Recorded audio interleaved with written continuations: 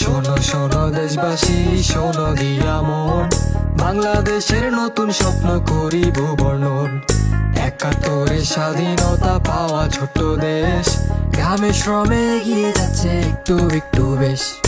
ইতিহাসের পাতায় যদি একটু চোখটা রাখো, দেখবারে ভাই নানা রকম সংগ্রামেরই গল্প।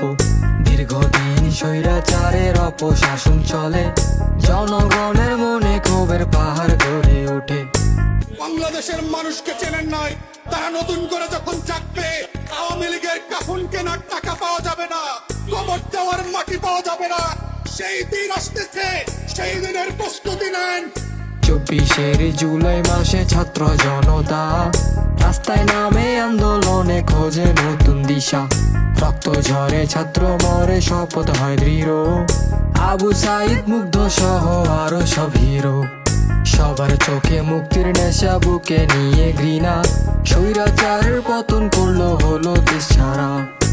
ইতিহাস, রক্ত, জীবন, ন্যায়, সংগ্রামের ইতিহাস থেকে আবু সাইদের জন্ম হয়। নতুন স্বাধীনতার পালে লাগলো এবার হাওয়া, আমার বাংলাদেশ পার্টির নতুন পথ চলা।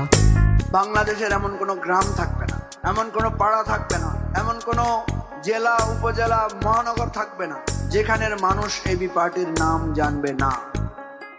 নানা ধর্মের, নানা বর্ণের, নানা জাতের মানুষ, ছোট্ট বাংলাদেশে উড়বে সম্ভাবনার ফানুষ। যেভাবে তার শিকারকে কখনো হাতছাড়া করে না, বাংলাদেশ বদলে দেওয়ার যে রাজনীতি, সেই রাজনীতি থেকেও আমরা পিছপা হব না। তারুণ্যকে সামনে রেখে এগিয়ে যাবে দেশ, এবি পার্টির স্বপ্ন দেখে সুখী বাংলাদেশ। এবি পার্টির স্বপ্ন দেখে সুখী বাংলাদেশ।